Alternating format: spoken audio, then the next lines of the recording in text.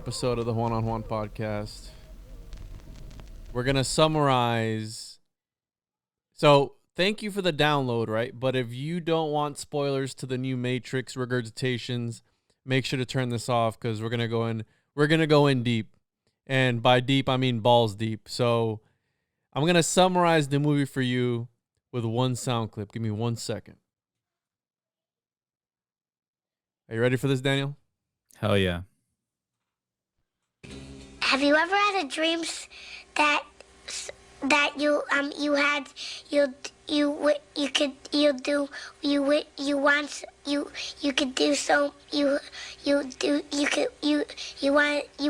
him to do you so much you could do anything?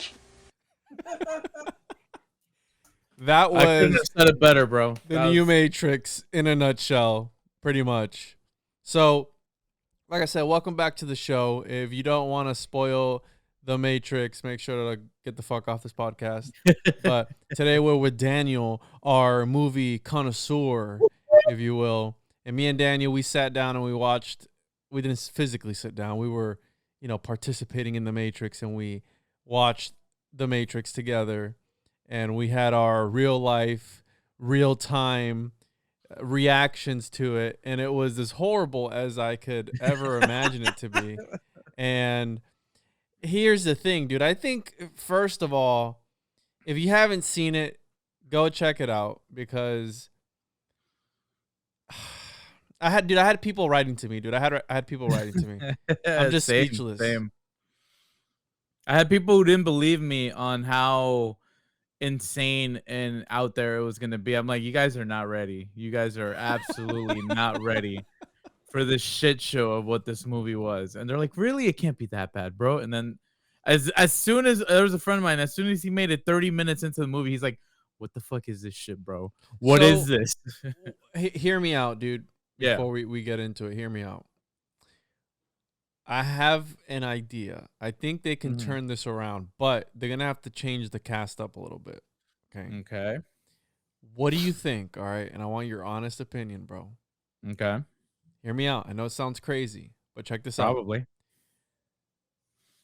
Neo as Nicolas Cage. No. No? No. I said now. That doesn't sound like Morpheus as Samuel Jackson. I'm tired of these motherfucking Smiths in this motherfucking simulation. And Agent Smith as just Adam Sandler. Just because why not? Get out of here! Like, he'll just like start screaming or some shit. Like, oh my god. I kept hearing Neil Patrick Harris's forehead was the main villain in this shit. So, dude, all right, so the symbolism was there, okay? The symbolism was there as far as, the esoteric bullshit. Neo's the one, Trinity, IO stands for something. Whoa. Shit. Before we dive deeper into that, I think, like, I would just want to know, like, what does the Matrix mean to you? Like, at least in terms of, like, what the story was supposed to be about, how you interpret it, right? Like, what does the Matrix mean to you? Because I feel like that's a big factor as to why a lot of people have been confused about this sequel in particular. Well, it was when it first came out, right? And I played the PlayStation games, and when it first came out, it was like the movie of its time, right? It was like this crazy idea. It opened up doors, but then, like how you had mentioned when we were watching the movie, they kind of blew their load on the first movie and then try to capitalize on it second, third, and then obviously the fourth. But to me, it was like this story of we can all relate to, which even me doing this podcast, the whole simulation hypothesis that we're living in some virtual reality or some false reality that goes back. And the idea is not new, but the way that they made it was monumental, right? It was like probably gonna go down as one of the best movies of all time. Oh yeah, for its time, absolutely. And the idea behind it, right? But I feel like it was a different era that we were in, right? Was it the late 90s, going into the 2000s, whatever. And just the movie itself, and before I watched this one, I rewatched the trilogy, right? I rewatched the first 3. Obviously, the first one being the best, the second one, third one, meh. You know what I mean? Like it's not the greatest, but I fucks with it. You know what I mean? Right. I can get behind it. So to me, it's just the idea of how just the whole story develops, and like I said, the symbolism. I love the symbolism behind all of it, and the way that the first movies, when they did them, the way they executed, and then obviously it's got to do with Jean Baudrillard, where his ideas, even though he fucking hated those movies, and when they went to go cast him for the second and third movie, he said get fucked because they said that they completely blew everything out of proportion. It's not about determining, you know, when Neo starts to be able to bend pretty much the laws of physics in the action in the Matrix. It's like, wait, so what is real in the end, right? Like I thought this is not part of the script type of shit. So to me, it's just, I love the original movie because of just stepping outside the box and you know, and presenting that idea to challenge people's views on a certain topic. And you know that the movie affected people on a much deeper level than just to be in a movie. He had fucking people killing their entire families for it. You know what I mean? Yeah. So interesting enough, with the points you bring up, it does say a lot about like how people think that the world that they live in, like this can't be the only thing to life, right? You brought a good point up about how it was brought up in the late 90s. We had other movies like Fight Club, American Beauty, and other type of like anti-capitalist type of themes, right, that were happening there. What year did Fight Club come out in? 99, I believe. That was that was like another cerebral type of movie that like made you fucking think. And every time you watch it, bro, every time at the end, I've seen that movie like fucking 10 times, and I'm like, damn, I didn't expect it. You know what I mean? Like, wow, every single time. And so, I don't know, dude. Well, it's wild because like looking at that, you go like, holy crap, like these guys were ahead of their time and all that. I feel that with the first Matrix movie, it was complex yet entertaining enough that people were on board because they were like, hey, at the time that it came out, due to the internet and everything else at that time, it kind of fed into that idea of like, are we just mindless zombies just doing the same thing over and over again? Are we just part of the machine, part of the wheel, that no matter how we break out of that wheel's going to keep turning no matter what we do? It had a fantastic message of like knowing how to play the game or how to play the system. And even if Neo can bend the laws of physics and all that, it's pretty much saying like, you know how to play the game and how to bend the rules to it. Right. It's kind of like shoving it up to the man and all that. It's like, it's a very underdog story, but yet chosen one and all the other stuff they implement in there. It's played beautifully from the first one. Now going into the sequels, like the way they try to play that off is just, the expectation level was way too high for it to surpass. Like you can't surpass that, especially when you have Neo as a literal god. Like there's no, the stakes are pretty much gone. The whole thing where it's like, okay, where in this state of reality, why wouldn't you want to be a part of that if you can actually be anything, right? And so going into this new sequel, you're thinking, okay, this has got to be either some type of soft reboot or some type of like continuation of the story in some way, because they have to explain what happened, right? They'll have to explain why this movie exists. And believe me, they explain why this movie exists, but not in the way that you think is the proper way of doing it. They go so meta and they're so self-aware about what the Matrix is and everything, even if it's played for laughs or trying to be like, oh, see, we're doing a smart, you know, we're laughing with you guys. It's not. It's a very, I don't know. Almost like they were laughing at us in a way. Yeah, it's right? like a disingenuous type of thing to say, right? Like, oh, what is the Matrix? What could make it so much better? What could be this? How can you surpass that? And it's like, we know they can't. We know they can't. But at the same time, if you're gonna bring it back, then why do that? I don't like the argument that people have made about how this movie has been really goofy with its action, its premise, its dialogue, and everything. because people say like, oh, well, maybe it was made bad on purpose. I'm like, okay, dude, if I was a director, if I was some type of creator on a platform like that, why would I want to sabotage not only my credibility as a director or as a creator and make something that bad? You know what I mean? Like, why would I want to do something like that? To add on to that, Daniel, Mm-hmm. what if, because even in the movie, when the I guess the reiteration of Agent Smith, the Neo's partner or boss or whatever, whoever the fuck that guy was. Yeah. When they talk about, oh, Warner Brothers wants to make a new one with or without us. What if Wachowski, which was the Wachowski that Lana, was that the one that Lana was the one that directed this one? What if she, because obviously the other sister or brother, whatever, didn't want to do the movie. What if she also didn't want to do the movie and Warner Brothers was like, and they were flexing it, right? It was almost like this satire or this parody of a movie, right? That was the tone for me the entire time. Mm-hmm. There was never a point in the movie, because everything was rehashed and regurgitated and all this shit. There was never a point in the movie where I was like, okay, where are they going with this? Like, what new idea are they gonna bring for, like, something that could blow your mind? You know what I mean? Like, there was never that spark at all in the movie.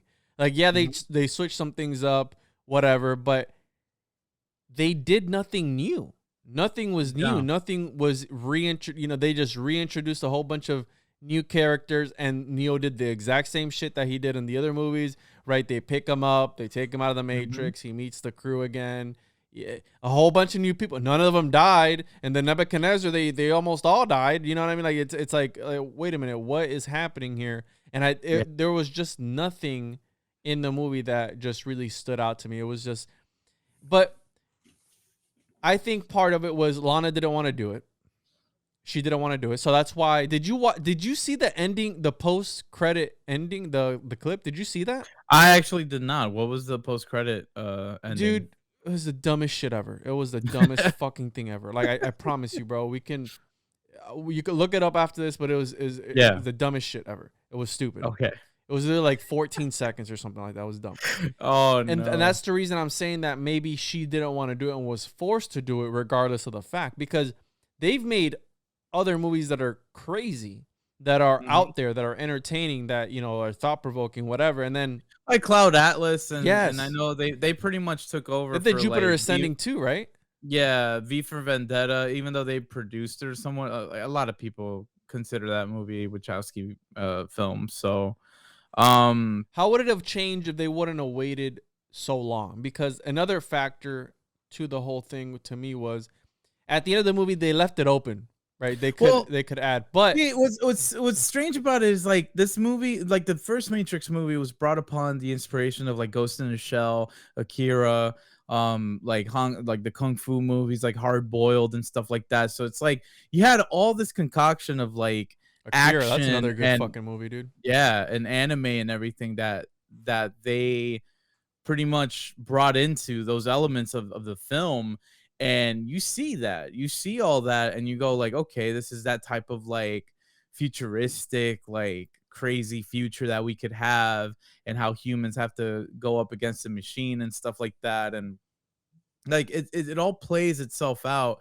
And when looking at this movie, you go like, where is that? Because I don't feel like it played into those themes like it did before. No, at all. It was, yeah, like, so I'm like, so what's the purpose of this? How would it have changed, bro, if they wouldn't have waited so long and we had a younger Keanu Reeves? Because another horrible part of the movie were the fight scenes. Yeah. Because homeboy is not as nimble. He's 57 years old. He's not as nimble as he used to be. The action sequences were not up to par from before. And then what did they do? They gave him the Force. Yeah, they gave him the yeah. What are you doing, bro? And that's the thing. It takes away from the stakes of the movie when he's a literal god and he could just stop bullets at any point, right? And it's like, why should I feel worried about this guy who could literally stop bullets? This makes no sense. I'm not gonna lie, bro. They had me shook a little bit at the beginning with Neil Patrick Harris's forehead when he was just like going that much quicker than he was. You know, in the apple scene where he puts the apple and he's gonna, they're gonna shoot Trinity in the head. They had me shook. I said, "Wait a minute, how are you gonna defeat somebody so powerful?" But then it always seems like they had like some checkmate, like, "Oh, now the little girl from the subway is gonna come out. She's gonna have this crazy fucking plan," and everything was just so easily, and everything was executed flawlessly, right? And in the original movies, you had the guy that was gonna betray them, right? Ignorance is bliss. He comes back, he jumps back in, he starts fucking just murking everybody, right? And then the other guy gets up and shoots him and kills him at the end. And he was about to unplug him, right? What if you would have unplugged Trinity or Neo or some shit? You know what I mean? Like, that makes you like, oh, the suspense is there, right? Like, oh man, this could all end right here, right now. We know it's not, because when do the bad guys ever win? Has there ever been a movie where the bad guys win? I'm pretty sure, right? Yeah, I mean, one can say like movies like The Dark Knight or something like that, where the Joker pretty much won, but not really, because they kind of cover it up, but it ends up coming back with the following movie. There's other movies too, like oh my gosh. Well, any type of like period piece that you want to make from like World War II, if you want to put like, like the Nazis won or whatever. Yeah, like that's like those sad Man on the High Castle. Yeah, type of shit like that. Yeah. So it just that's been out there. It just didn't do it for me, dude. It's so disappointing, because again, I think that she was forced into it, because when do you sit back and go, let's just let this die? They did the same thing with Star Wars. Yeah. So biggest factor right now, from what I've been researching, right? I got compiled here a bit of notes here. Now, Joel Silver, who was the main producer of the first 3 movies, especially with the first one, he was not brought in for this one. Like, it was still done with his company, but he was not involved in the what's it called? In like the making of the movie. Was he on Jeffrey Epstein's flight logs at all? Oh man, probably. And now a lot of people's problem with this movie too is that we didn't get a Lawrence Fishburne or Hugo Weaving cameo or involvement. Lawrence Fishburne went on a Collider movie news interview and he said that he was not in the Matrix movie. But when they asked him, he replied that someone would have to ask Lana Wachowski because he didn't have an answer for that. Really? Yeah. So it kind of feeds into the theory that I had, where I was like, maybe he was gung-ho for trying it out, because I mean, they brought him in for John Wick. So like, come on. I saw that, right? He was in John Wick. And I remember a lot of people were excited about that, because that's like the first time they've been involved in a movie ever since The Matrix, which is wild. But yeah, they brought them in, and you know, he's great in John Wick for the amount of time that he's in it. So Hugo Weaving, he planned to come back, but apparently he turned it down due to scheduling conflicts with his theater work, which is, I still call bullshit, because we're in the middle of a fucking pandemic. But okay. But yeah, take it as you will. It is what it is. So maybe a little bit of politics in there too, you know, mixed in. I think the thing with Joel Silver, because he was one of the main producers of that movie, of The Matrix, is that he would. This is the thing about Hollywood, right? And the problem that's going on with Hollywood right now, when you start involving a lot of like the politics and the whole like gender roles and all this other stuff, everything gets muddled. And that's what I feel like with this movie's the biggest problem is that they tried balancing so much in a 2.5-hour movie. They tried balancing so much crap, because not only do you have to introduce the world back to the people that have watched this movie and the movie series, or first you have to explain it for the first timers. You have to explain what happened, and you're keeping these same characters, so they have to be important, but you have to also introduce the new people as well. And it's like, with the new people, they barely get enough screen time to stand on their own, because the main focus is on the old people. That's what we're here to watch. And that's something that I don't get from Hollywood nowadays, is because they keep trying to bring back all these properties and do all these reboots and all this stuff for continuations of old stories. And you start wondering, like, well, what's the main purpose of this, right? A lot of people say it's nostalgia bait. Nostalgia bait to me has always been considered as one thing. It's never a good or bad thing. It's just the keys, dangling above your head about like, hey, you remember this? And to get your attention. They just lure you in. That's all it's been. It's a lure. So if they want to lure you in with like, hey, we got the Matrix, but we got Keanu Reeves and we have Carrie-Anne Moss reprising her role as Trinity, a lot of people are going to be like, okay, I want to see where this goes. Where are they going to take this? And right from the get-go, you just like, they're talking about Warner Brothers making a sequel to the Matrix series. Yeah, they're talking about like, oh, how do we make things better? What is the actual meaning of this? And I feel like the movie itself was the director pretty much trying to come to terms of like what all that has meant to her personally, which is what I feel like the worst part. Like I remember showing you that video of the guy who's actually explaining it and what he actually liked from it. And it's like, it's not a bad interpretation of all that stuff, but at the same time, when you start looking at it and you go, oh, this is like an allegory of what the director has had to put up with in terms of, oh, can this live up to the hype? Can this do this? Because you look at it and it's like all the commentary that they make when they're like talking to Neo about, oh, how do we make the sequel or the follow-up to the Matrix, right? Because the whole thing is about he made this video game series, right? That's how they're controlling him in that Matrix world and preventing him from escaping. It's like, oh, how do we continue this story, right, Mr. Anderson? How do we continue it? There's no way we can do that. And it's like that self-commentary of like, yeah, this movie's not gonna live up to the hype. And it's like, yeah, we know that, but don't say that, because now whatever I'm considering this movie to be, I think it's gonna be lower now. Like my expectations just went to the dead floor. Like I don't care anymore. The original Matrix was one of the biggest hits of 1999, earning $466.6 million worldwide, with a $63 million production budget. The Matrix Reloaded, 2003, $741 million globally. Major jump. Yep. And then Revolutions, $427 million. This one only brought in, let's see here. There was a meme because they stopped it at like 69 million and they were like, nice. So that one was I think had a budget of 200. I think I heard 90 million was the budget. I'm seeing here 175 million. I heard it was 200 million for this. 200 million? 200 million, bro. And it barely touched 70 million in the box office. Holy fuck, dude. Yep. Well, you got to consider the fact too. Well, see, this is where I feel like the conversation gets good, because like when you look at shit like the Matrix, right, and the themes and everything else that it plays upon, what we consider to be failures now in movie theaters and box office and all that, that's starting to get wiped away. Why? Because they're now putting all this stuff in streaming. And what the crazy thing about it is that now these corporations and these companies, they hide their numbers. Mm-hmm. They always hide their numbers. Yeah. Disney never reveals how many people watch the stuff on streaming. Neither does HBO Max. Neither does Amazon or nobody. If they end up making a sequel to something, they will. They'll say that they're making a sequel or whatever. But if something gets canceled, it gets canceled, or they never talk about it again. So Cowboy Bebop.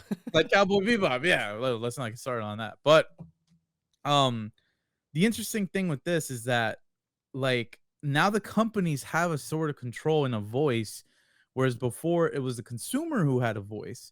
Now it's more like the consumer keeps consuming whatever the company is going to be like, oh, they look like they're going to flock to that. Let's put that out. Let's put that out. Let's put another reboot of this out. Mm-hmm. And it's wild because it feeds into that whole like puppet control type of shit. You know what I mean? It's like now they're the ones, the elite, right? And the companies and all that, they're the ones in control of what they're going to put out now. What's interesting about it too is that those box office numbers, like sooner or later, that's not going to mean anything, because now it's just about subscribers or who's paying to watch this stuff now. Yeah. On a platform rather than going to the actual movie theater. I've hated it for a while because like going to a movie theater to me, I feel like is the best way to experience a movie, especially when there's one that you're interested in. I mean, other ones you can just watch at home. Everyone's got an HD TV. That's cool and all. Yeah, that's fine. But I don't know. There's a certain art that's missing from watching it on a bigger screen. You know what I mean? Yeah, Like the you and I experience. watched it, bro. We watched this movie and there was all these sequences like when they did the slow camera movement shit, right? On Morpheus and he started like blurring and shit. And we were like, what the hell is this effect, bro? What is this? Did they run Yeah. out of money in the budget to actually make a good effect? I mean, here? they Like, only it had was a so they only weird. had a measly 200 million, bro. I mean, what And it's weird because like the story gets all convoluted real quick on like, oh, the guy who plays Morpheus is actually Agent Smith, but then not really. He turns into Morpheus. He's like a stand-in for Morpheus that Neo created. It just gets really fucking bonkers real quick. When they get out of the Matrix world, right? And we reconnect with Niobe. a character And that I didn't give a fuck about before, yeah. and then And make her one of the most important characters now. yeah, because now she takes care of the city. What was it? Io, Is which like is like it an was allegory for binary code and whatnot. no Io was the wife of, I believe, one of the lovers of Zeus, which he turned into a Into cow a cow. to protect her. So the whole thing was Io is the cow that is bringing and helping life prosper, right? So Fucking A. fucking Io is this cow that's just giving everybody life, which dude, also another thing that I think about is how much did the Spider-Man movie hype take away from this movie? So because the new Spider-Man movie, obviously everybody's fucking raging on about it. Everybody had a fucking massive Yeah. boner for it, Yeah, right? yeah. And they released this movie the week after that movie, and the hype was still strong with the Spider-Man. So I think That it took Spider-Man away. movie's not gonna that Spider-Man movie's not gonna die down for another 2 weeks, bro. Because of holidays and everything else, a lot of people want to go see this movie. So yeah, I had seen it a second time, and I'll tell you, bro, like this was like around already a week and a half after the movie released. Shit is still Because full, bro. Dune, which I haven't seen, even with I think you would like it. I tried reading the book and I just couldn't get behind it. Dune, even with the HBO Max release, still earned 393.4 million globally. Yeah. Yeah. So it's that okay, blows like the whole COVID thing out of proportion. not only like, that, when but the thing that people- you were saying about the subscription Yeah. stuff. Like, yeah, okay, Yeah. I get it. It doesn't matter, but they had an HBO Max but they're release and they still yeah, exactly. And it's sad because it's like you need more things like that to stand out, but at the same time it's like you and I have discussed on a number of occasions. The problem that Hollywood has right now is that they want to put their whole politics into the product, the final product, and people are just not going to flock to that, bro. People go to these things for an escape. Literally, The Matrix was in many forms, besides its commentary and what they want to say about the real world, it was an escape from the real world, bro. It was an escape from all that and telling you there's more to this life, there's more to you. You know what I mean? Giving power back to you in a sense, because you are the person that can break away from this system that pretty much takes away from your life. You know what I mean? Because you're just a battery at this point for the machine. And it's wild, dude. All the insights and all the analysis that's been done in this movie, it's countless. And there's a lot of love for it. Unfortunately, with a movie like this, it's like, how do you do that? And of course I'm not going to go into any spoilers for like Spider-Man or anything like that, but it's like the way that Spider-Man it was another nostalgia type of thing too, right? They like got people with that with that clickbait. But the payoffs, the biggest thing is, to me, the payoffs for what they do with the current character of who is Spider-Man, it's so much better than what they've done before with the Disney run so far, because it's like they brought this kid in and it's like his story has just been kind of like bland, but the way they bring this in, bro, with this movie was definitely worth the wait, and it was fantastic. For something like Matrix, now you got an 18-year gap from 2003 to where we are right now. There was no sort of payoff for this movie, in my opinion, because to say that the biggest thing that saves humanity or whatnot from the Matrix and everything else is the love between Trinity and Neo.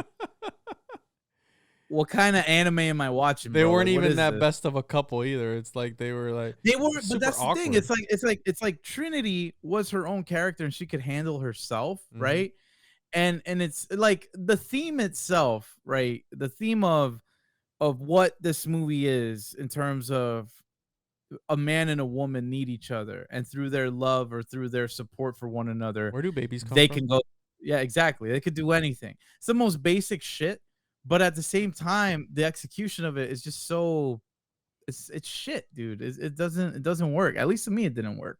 I know for you, it probably didn't work because you're like, I'm expecting some more, commentary on this on the current situations we're in now and how technology has evolved and all that. Well, they And it's kind of like, sort of did touch on that because everybody was always yeah, on their phones. Neo was on his phone in the elevator scene, so they were making it seem that the Matrix. I felt like it was a more commentary on like how easily everyone can be distracted on stuff, right? Which is like, okay, yeah, but then, but I've heard this already in many other movies. There's a lot of movies that play upon that, especially when they follow an older character or something, and there's like all these kids, all they have is their cell phones. It's like, yeah, no shit, I already know that. What else are you trying to tell here's me, when it comes that we set our expectations too. Even though I knew my expectations were pretty low, and they just shit all over those expectations. Exactly. So it's like, wait, what? And then another Uh-huh. thing that really bugged me about the movie was how, remember at the beginning how we were watching and I'm like, why is Morpheus part of the agents? Like, why is there a black agent now? Are they trying to, you know what I mean? Like, is it another agenda? Because they were all white, whatever. But then the whole fact that the agents weren't even a fucking threat at all.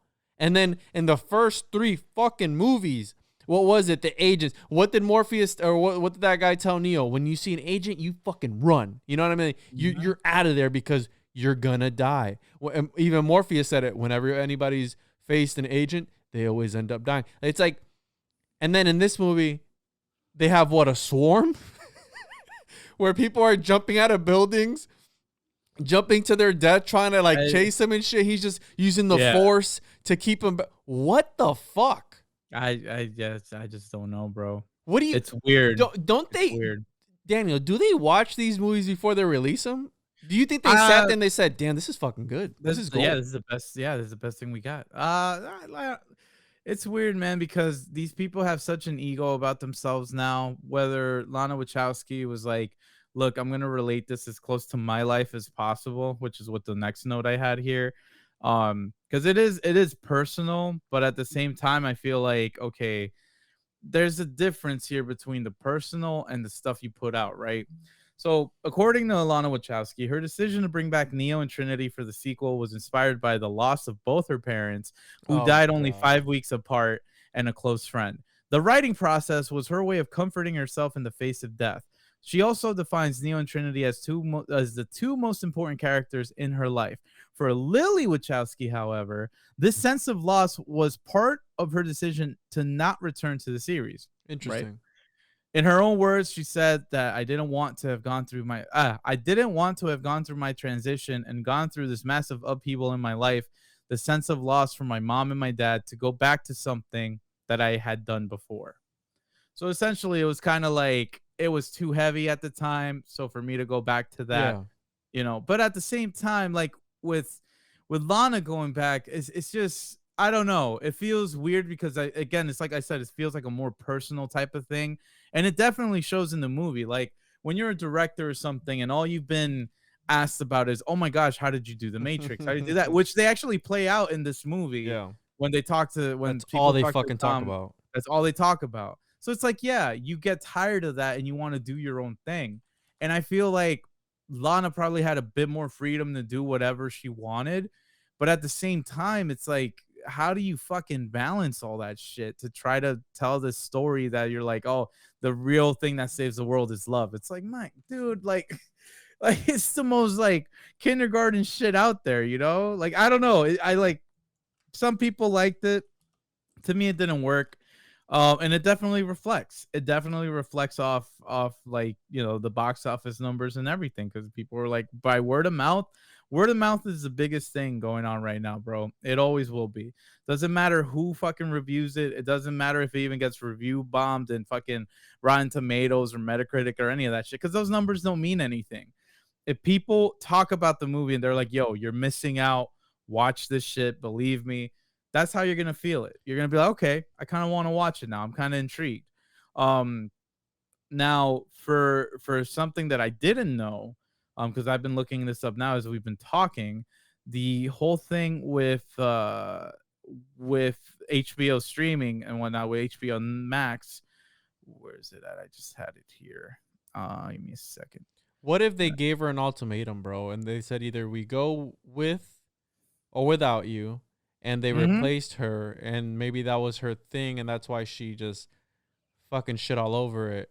But I don't think they would release it if they knew she was shitting all over it, type of thing. You know what I mean? Like, that's like them changing up the director of Avatar, another one of my favorite movies. Hopefully, they don't shit all over. You mean Avatar, like the one James Cameron made? Yes. Okay. You know what I mean? Like, that's like if the second and third movie they would replace James Cameron with, I don't know, Spielberg or some I don't know, some crazy. You know what I mean? Like, it's funny you bring up Spielberg, because his fucking movie that came out, West Side Story, he made it for $100 million. It only has made 19, and that just came out, bro. Which one's that one? West Side Story. It's the musical. West Side Story? Yeah, it's a musical. It's from an older, more famous movie that came out. I don't give a shit about that. Exactly. I don't like music. It's like Spielberg. It's like people go, yeah, Spielberg's so great and this and that. I'm like, random explosions. Yeah, what's been like the last couple movies he's made, they've all fucking bombed. It's like they brought him in for fucking Ready Player One, and I'm like, why would Spielberg film Ready Player One? That makes no fucking sense to me, bro. But whatever, that's a conversation for another day. What I was gonna say was, for the whole thing with Warner Brothers and stuff, there's a little insight here. The film is set to be the final film for Warner Brothers Pictures to have a simultaneous release on the HBO streaming service for 1 month as part of the studio's plans for all of its theatrical films from 2021. As Warner Brothers will discontinue the release model in 2022 in favor of a 45-day exclusive theatrical window as part of the new agreements from the studios, which they reach with Cineworld, who owns Regal Cinemas and AMC Theaters. Because again, bro, there's just no fucking difference. Like, that's interesting, watch a movie, though, dude. Yeah, because but let's bring it. They would have gone out of business, bro. They would have gone out of business for sure. Let's bring it back to Let's bring it back to the red box. And even back to the Blockbuster days, where how long did you have to wait for a movie to come out on DVD? Probably 3 months. And now you're saying 45 days before it's already 45 streaming? Days. 45, yeah. So now it's like it's gonna be in theaters exclusively for 45 days. So that gives you a month and a half, and then they'll put it on the streaming site. Like, so go get COVID, go watch the movie, right? As you go watch the movie. And then in 45 days, we're going to release it anyways on HBO Max. But even so, when the AMC had its whole thing with the wearing the mask and stuff like that, bro, Spider-Man sold out. Spider-Man sold out from premiere. Dude, they had premiere times. Usually, because I go to premiere nights a lot with friends of mine, the usual time that they start premieres is at 7 p.m. the night before the actual day that it releases, right? So the night before they have the premiere, and then it's 7 o'clock to midnight. That's the window that they always have the premieres at. For Spider-Man, they had show times for the premiere going as early as 3 o'clock in the afternoon, bro. Wow. And all of them were filled up. All of them were sold out. Wow. That's just, again, I've never been a big, I still haven't watched the Spider-Man. I haven't never been a big fan of Marvel and stuff like that, right? I mean, I grew up watching, Tobey Maguire's the original, which I think, I don't like these other guys. I'll be honest. I don't like these other guys. And as far as Spider-Man goes, it's a little different dynamic. I think that they can get away with making these different Spider-Man movies because the whole thing about comic books is what? In a different comic book, either they develop a new villain or they develop a new universe, right? A different Marvel universe whatever it may be. So you can get away with doing the Avengers, Age of Ultron, Infinity War, Endgame, which were fucking amazing movies. You know what I mean? Yeah, but it felt like they kept getting better and better and better, right? To me, that it felt that way. Yeah. But they can get away with it because just the dynamic is different. The whole Matrix premise, we know what the Matrix is. We know, how it originated, how to beat it, all this shit. How many times can you tell the same fucking story over and over again before it's just... See, I thought it was going to be kind of like a Force Awakens type of movie where it's like they play along the same tropes, but they just switch the elements just a little bit, right? So I thought this movie originally was going to be like, okay, this is another version of the Matrix, right?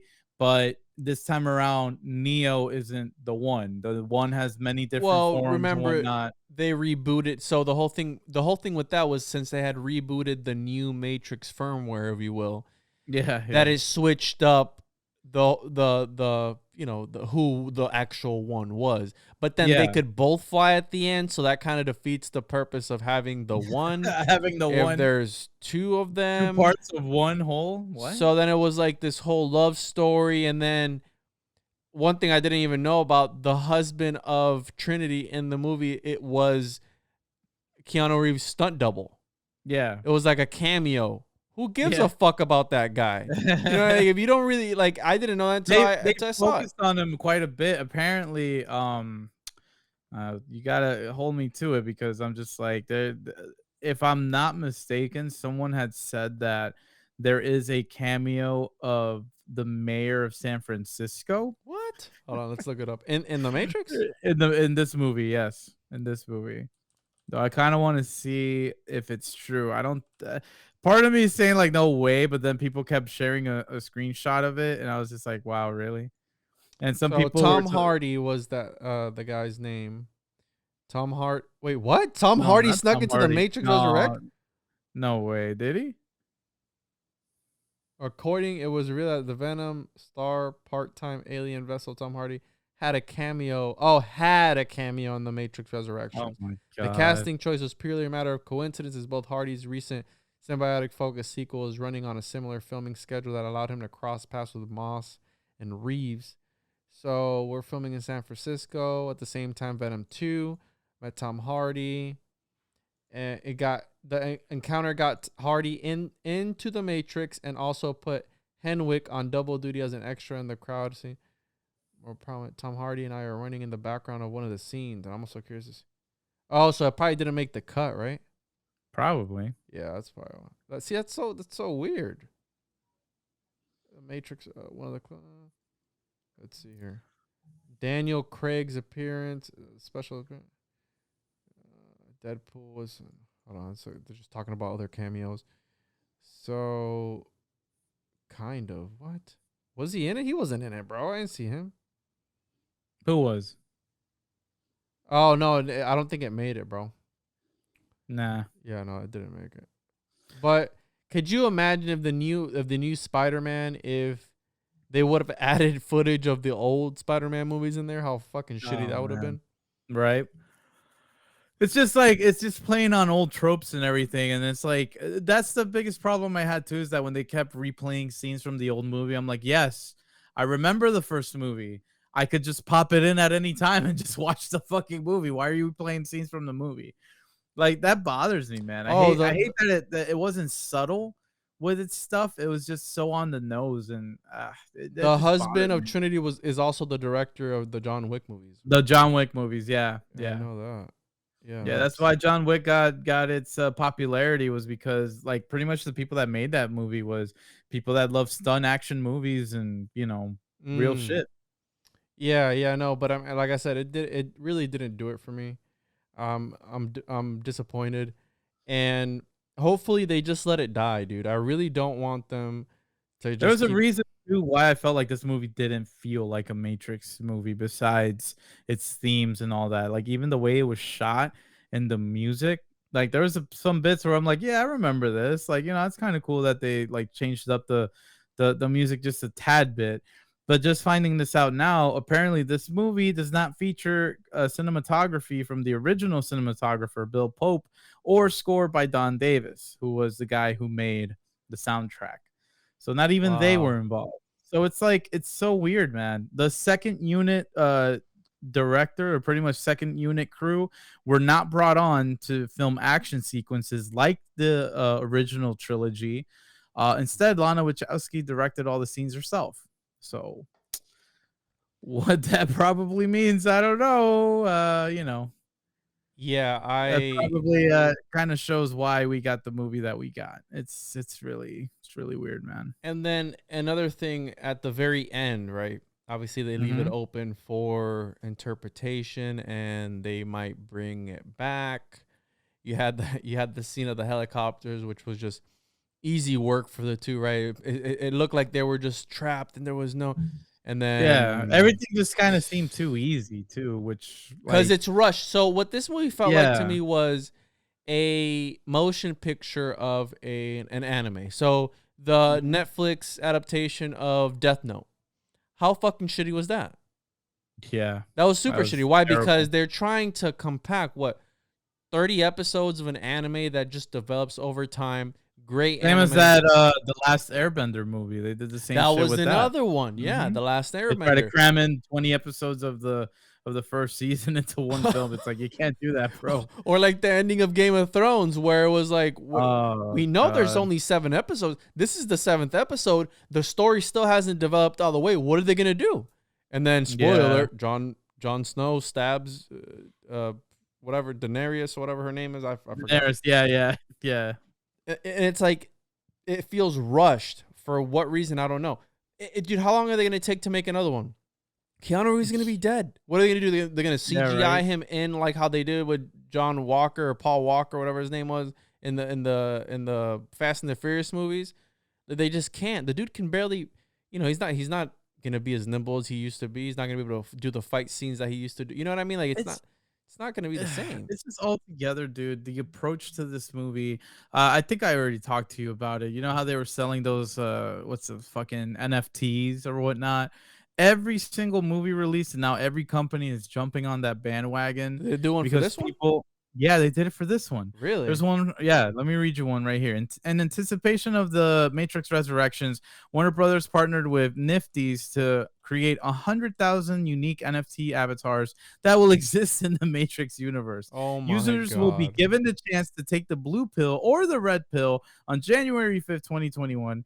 And will be able to compete with other avatar owners to climb the red pill/blue pill leaderboards by completing missions. Matrix avatars will be a multi-year experience, including an active online community and missions that offer users opportunities to earn NFTs and upgrade their avatars. Fans who weren't able to mint an avatar during the initial launch can purchase them through Nifty's marketplace for a chance to become a part of the Matrix story and its first one-of-a-kind multi-year event. That's going to end within the first year. Let's get I'm trying to see. I'm on OpenSea NFTs, right now, but I don't see it. NFT, dude. NFTs are like, to me, I just don't understand it. I get what the whole thing is supposed to be about, digital scarcity, but you just can't do that. Keanu Reeves, bro, I can show you a clip after we're done here. Keanu Reeves goes on an interview and straight up laughs at the concept of digital scarcity because the guy goes, what do you think about it? It's so related to like the Matrix and like the future now because there's digital scarcity. And he goes, something that could be easily reproduced. And he fucking laughs his ass off, dude. I love Keanu Reeves' laugh because he's just speaking for everyone else who thinks this is an idiotic concept, bro. I'm gonna be honest with you. I'm kind of retarded. Exactly. That's what Keanu Reeves was thinking in his head. Yeah. Alex Jones playing there. Fucking A, dude. It's so ridiculous because like, oh my gosh. They're actually selling NFT stills of they the movie. sold NFTs for the Spider-Man premiere. If you bought tickets for the Spider-Man premiere, I think it was for like Dolby Cinema or something like that, you got some type of token or something for an NFT that they were selling exclusively from the premiere. They're fucking, all of these companies are jumping on it, dude. It's so idiotic because these people want to rely on these. I'm sorry, I have to go on a rant now. These people want to go on these fucking crusades now of like, oh yeah, let's sell these NFTs. These are the one of a kind. You're never gonna see it anywhere else. To these morons that are just pouring out money and being like, I need that, and then they share it online and they go, I'm the only owner of this, guys. I see so many on like Twitter go like, save image as. Like, you fucking morons. You're all morons. You spend money for nothing. Yeah, so I mean, NFTs goes a little bit deeper than just screenshotting it. Obviously, it's on the blockchain, etc. So there is a form of you're able to prove the authenticity. But do I think it's a hype? Absolutely. I think it's just money laundering. And when you bring that subject up to certain people, they're like, "Oh, you just don't know creativity. You just don't get it, bro. You just what don't creativity? Get it. That it's the same." Dude, a friend of mine, it's like a gorilla's avatar. Like, a friend of mine made $38,000 from making these pictures on his iPad, and he's like, I was like, damn, bro, you sold them all out. He's like, yeah, I can't believe I made $38,000 out of my iPad and some PNGs. I was like, bro, yeah, exactly. Neither can I, dude, but neither can you did. You know, hey, you got to respect the hustle wherever it's present. You know what I mean? So I respect no. So I respect the people that have made it. $38,000 in like 3 months off of this fucking iPad Pro, whatever it was. Oh. I was like, dude, I'm telling you. You're but my that's hero. the thing. It's like to me, I'm not hating on the people that have made money off of that. That they were like, you know, they found their hustle and whatever. Bro, earn that bag. I'm fine with that. I'm talking about the people that just fucking spilled their you money ain't out scamming me though, bitch. Dude, exactly. They got that fuck you money. That's what they got. They said, oh, that? Yeah, give me that. Like, why? Oh my God, bro. It's just, I don't know, man. There's just so much hype around these things now that I don't get it, bro. Is it because like, why is it that these trends just end up happening and we're just like, what? Because we're stupid, bro. Man. We're fucking dumb. We're done when we just keep getting distracted with the stupidest shit when more important stuff. The problem is exactly. No. There you go. So I think it's a mixture of things. I think it's the problem with NFTs and all this stuff is that we see people selling them and making crazy amounts of money, right? You saw if you would have bought Bitcoin back in 2010 or whenever it was, you would have made millions of dollars with just $1,000. You know what I mean? But hindsight is 2020, and so when you have these individuals going on and people are seeing it happen for others, they think that it can happen to them. Yeah, exactly. Yeah, and it's just like the stock market. Mind you, think about this, dude. For every one person that made millions of dollars, there's 500 people that got shit on because of that one person. Exactly. Yeah. Somebody's left holding the hot go potato. Back to the beginning of the year with the whole Wall Street bets and all that shit that happened, right? It's fucking wild, man. This year was an absolute fucking wild roller coaster. I played the first GME and I made $23,000 or $25,000 in 2 days. So I can't bash it because, like I said, I'm greedy as fuck. You know what I mean? Yeah. And if I would have waited one more day, bro, I would have got fucked because that's the next day was when they had shut the trading down. So I would have made all this money and then I would have just watched it disappear. But since I'm so greedy and you know, you can't just, it's not ever always going to go up and to the right, which is what a lot of people think. Well, that's what I mean. It's a lot of luck and it's a lot of like shit. Like, at one point I was down like $8,000 and then I returned, you know, I was like, damn, should I just cut the bleeding off here? And then, exactly. And then I was only down 3,000. Then I was up 5. And then I was like, oh, because they'll just constantly fucking shift. And then your boy Elon tweeted and my shit went whoop. And I was like, I'm out. And then I just fucking sold and I pieced the fuck out. Shit, man. So again, I think all this shit is hype. Hopefully that they let the Matrix die. And there's a reason why Jean Baudrillard hated the original trilogies, and he is rolling over in his grave today. He probably saw the movie. He's like, man, what the fuck have these people done? And then you have the directors. They're women now. Like it's so crazy, bro. Like it's wild because like I think a lot of people there was that whole was the Matrix humiliation ritual for these directors, bro. This new Matrix. What do you mean by humiliation ritual? Like, hey, make it as shitty as you can because you're done. Well, they've still had other projects. It's just what I feel like this movie does is it's one director who's pretty much made it more from a personal side because of what I read earlier involving like, her parents and whatnot. But at the same time, it's trying to balance it with the lore and continuity of a series that very much should have just been well enough alone. You know what I mean? Yeah. So was it made with the best of intentions? I mean, I can't answer that. I honestly say no, because everybody earned their paychecks for that. You can honestly see Keanu Reeves kind of phone it in a bit. How much is Same he was worth? Carrion. Huh? Oh man, he's probably worth a lot, bro. He's a good and guy. then they poke fun at him because he always eats alone, and like in the cafe he's like by himself.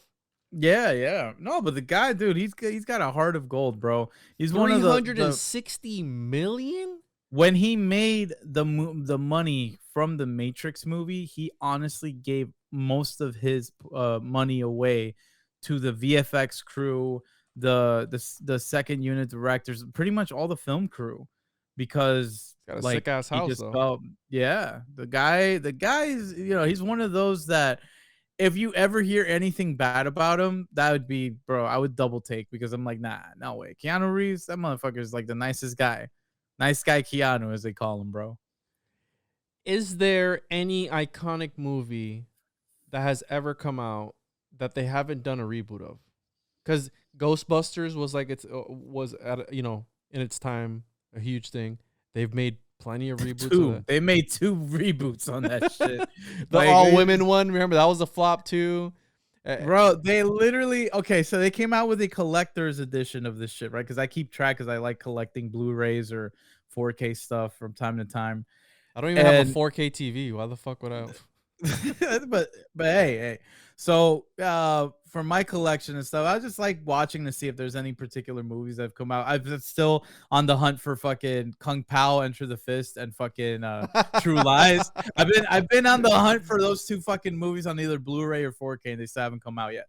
Anyway, so with the Ghostbusters, they had a collector's edition. They had Ghostbusters 1 and 2.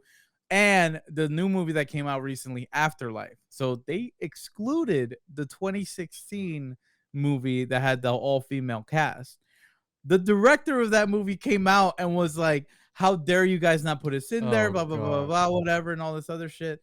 Now they apparently are going to include that as like a separate like package, but this is what's going to look worse.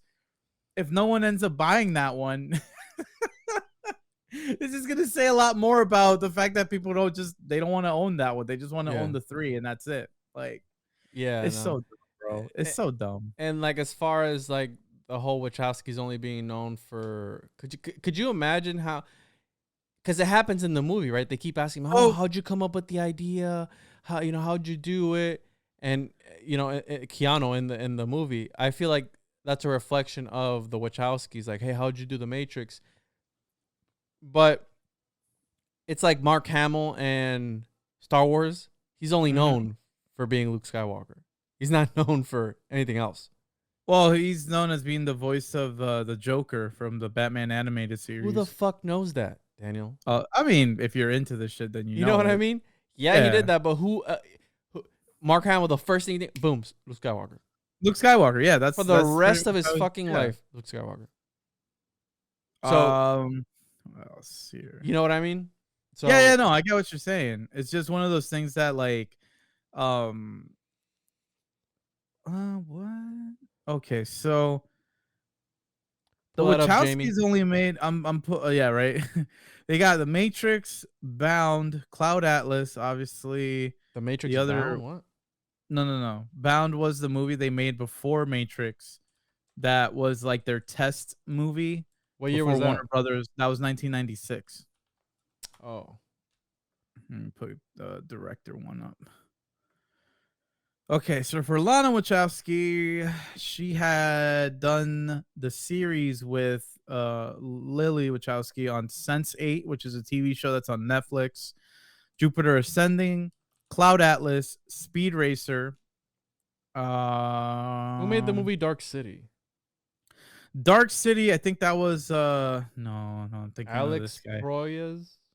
Yeah, yep, Proyas, yep. That was another good movie too.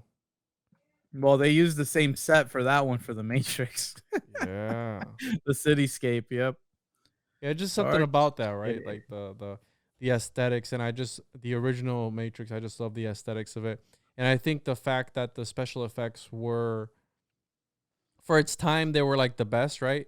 But when looking back at it now, that's what gives it its aesthetic now. You know what I mean? It's weird too, because when you look at that movie, it was shot digitally. It wasn't even shot on a 35 millimeter film. Oh wow! So it definitely has a different like aesthetic to it per se. Like even though there's a lot of points where they try to like replicate the look of the old movies, it's just something to it, bro. It's just not the same when you shoot it on film. A lot of directors, especially like Christopher Nolan, like the guy who did Inception, Dark Knight, and all that, he like there's a lot of people that still shoot on film because they're like, this is how movies are supposed to be done, yada yada. But through digital, the problem with the whole digital thing is that there's like a smoothness to it. Like I can't explain it, bro. It's weird. No, I get you. Because you kind of lose that sense of like Quentin cheap. Tarantino. Yeah, Quentin Tarantino is one of the other few that only shoots on regular like 35 or 70 millimeter film for like the crazy fucking big shots that he does or whatnot. But it's just weird because like now thinking about it, you know, not looking so crazy deep into it, but it's like as technology keeps progressing, it's like you leave all these old stuff behind and you go like, okay, well, what's been the good stuff that has come out now, right? Like for some movie that's like The Matrix, what other movie, at least to you, has felt like it may not have been better than The Matrix, because this would have been a whole other conversation, but like something that hits those notes? What do you think has been something close to that? Probably like Fight Club or something. Yeah, I was gonna say Fight Club, but technically I'm it saying came more out recently. You know what I mean? No, like in none. None. That's another thing about. So, have you noticed that? And somebody told me that I've observed two things. I've observed that movies now are so much more violent, right? With as far as like blood and gore and all that stuff. But then somebody told me like, oh well, you know, violence sells, how sex sells, how, you know, we have this fascination with people dying and all this shit. Because all these movies, all these shows like the Squid Games and all these things that come out that are great productions, great storylines, great whatever, super violent, right? It's almost like they're prepping you for something. But then another thing that I noticed is that movies getting longer and longer for some fucking reason, or is it just me from the movies I'm watching? Because it feels like that to me. Like movies now are like, well, because now with all the streaming stuff, it's just you're supposed to do it in like either you binge watch it or you just take it in moment to moment. You know, it's funny that you say that too, because like the whole thing with the violence, I don't think movies got more violent or more gory.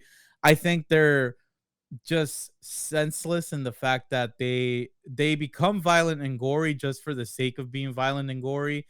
There's a disconnect, right? Because I feel like if a movie does have that, it's not in service of the story that's being told. And I'll give you an example of what I mean, right? Like in The Matrix, you see how people die and whatnot, and the blood and the gore in that movie, it's not a lot. Was there any? Was there even any? Neo doesn't even hold a gun, bro. Why does he need a gun? Didn't he say he was gonna take away? Was it Keanu Reeves? No, or was it The Rock? They said that they weren't gonna use real guns anymore. It was Dwayne Johnson. Yeah, after the whole Alec Baldwin fucking thing, but that's another story for another day. So, with The Matrix, it's like I was saying, they don't have a lot of blood in that movie, but they make you feel that impact, right? Like when Neo falls in The Matrix after trying to do the jump and he actually lands and he hurts himself and he wakes up and he goes, oh shit, the blood. Yeah. Like you see that blood and you feel that, you're like, oh shit, like damn. But it serves the purpose of the story. If you die in The Matrix, you die for real, right? Same as when Smith shoots him and you see the blood when he's falling on his back against the wall and you see the blood there, you go, oh shit, dude, he's fucking dead. Yeah. But they didn't like regurgitate it by like showing you fucking bits and pieces of fucking flesh flying everywhere. It just served the purpose of the story. Now, for something like I enjoyed Squid Game because it didn't have the fucking politics or anything really shoved down your throat. It was more of like absolutely did, bro. Nah, it's like the whole dude. capitalism thing. Nah, because the I felt elites like rule everything, and you're just a pawn in their fucking I game. felt like that was too goofy, because like when the guys came in, when they were like all like, you know, the elites or whatnot, I'm like, of course they'd wear the mask, of course they'd be doing the horny shit, like fuck, really? And they're like just so like, it just felt like, okay, we need to put this here because we got to put the message here. And I'm like, but that didn't really do anything new for me in that point. Like when it did the whole like the whole thing with the main character in that one is that they pretty much established a character and not just, oh, I'm a guy who's just supposed to survive. Yeah. He actually wants to fucking go as far as he can and stay with the friends that he's made so far, especially one of his good friends, until he realizes, oh shit, like I'm gonna have to put these guys down.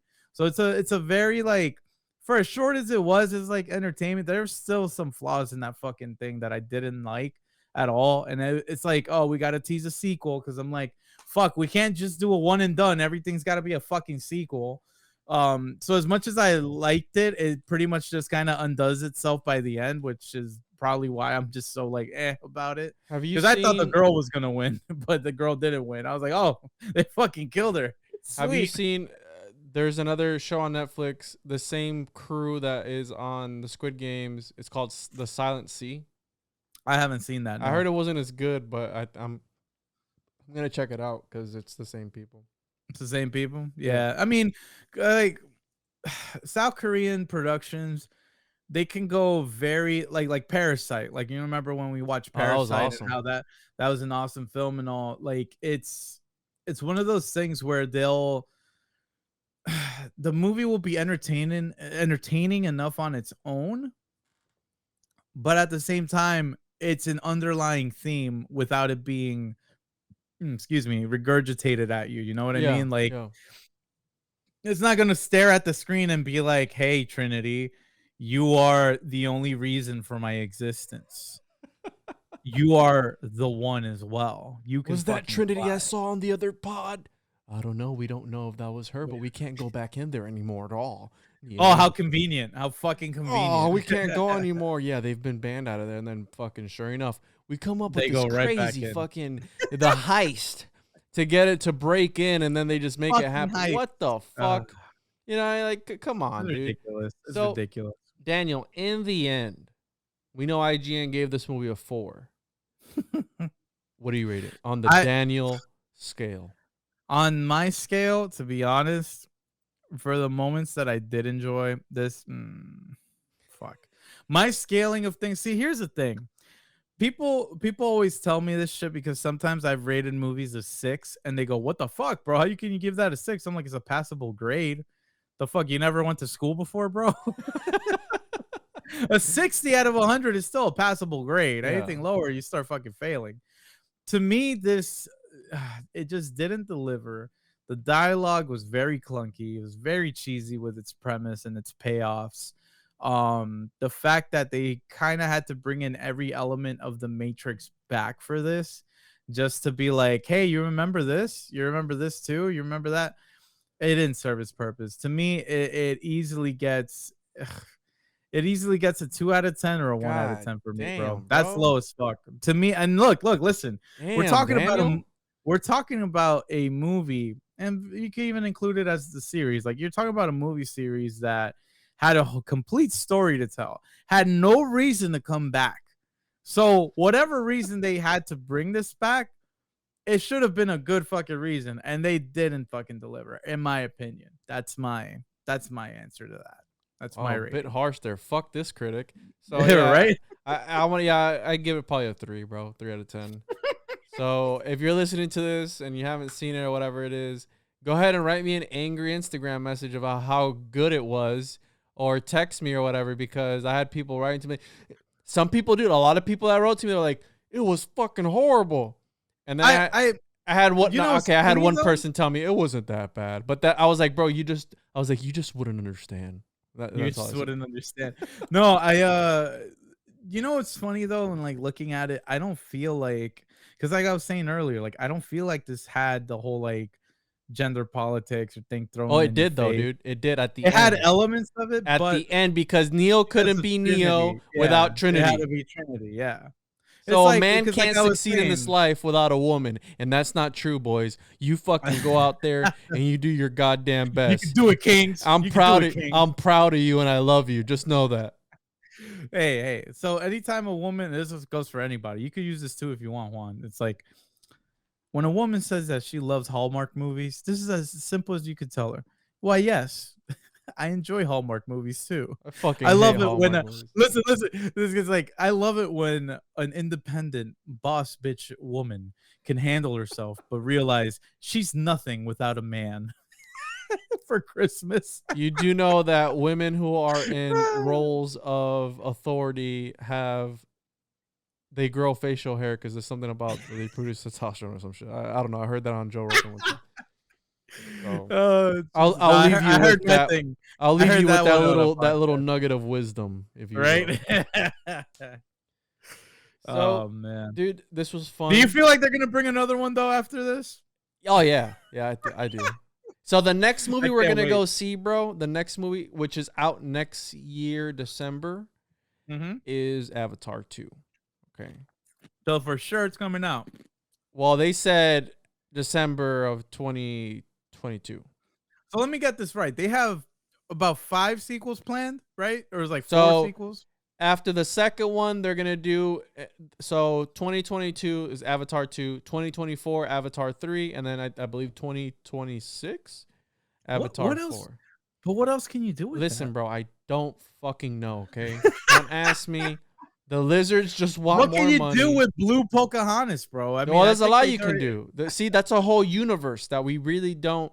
You know what I mean? A new villain can be introduced. Not just the government or whoever it is. Somebody else could be threatening their world. Another alien race. Who the fuck knows? I'm just like, who asked for a part of the? Remember, there was 6 Star Wars movies to begin with. Okay, 6, and that's a whole universe. Was it fucking true that people started offing themselves because they couldn't go to Pandora? What? I'm legit saying, like, weren't there people that were like offing themselves because they couldn't go into a world like Pandora? But in the movie or in the real world? Real life. In real life. I don't know, bro. Okay, hold on. Let me search that up. Seriously, what? The park? Disney? No, not at the park. Not at the park. I'm talking about when the movie came out in 2009. Are you talking about Elon Musk then? I don't know. I don't know, bro. Pandora. I'm tired of this simulation. We gotta get the red pill, bro. Oh my god. I'm pretty sure there's people who are fucking aliens reincarnated that want to go back to another world like Elon Musk. There's probably 20 other Elon Musks in this world that are undiscovered, and they're like, man, fuck this planet. I want to get out of here as soon as I can. And the first chance that they get, they're gonna get out. Oh, okay. So the most was that there were broadcasts say that people were depressed, but no signs on suicide. Oh my gosh, serious? Bro. You see what I mean, bro? These movies talk to people on a deeper level than what they're meant to be. That's why Plato wanted to take away all the arts. Quote. Here's a quote from CNN from 2010 on an interview someone did that said, "I even contemplate suicide, thinking that if I do it, I will be rebirthed into a world similar to Pandora, and everything is the same in that world." Oh my god. Yeah, I think that's enough internet for today, Dan. Bro, when you go into these rabbit holes like I do and you start seeing this shit, you just go, bro, what are people watching, bro? It's like that one kid that killed all those people because what was it? The girl from Fairly Odd Parents, the gothic girl?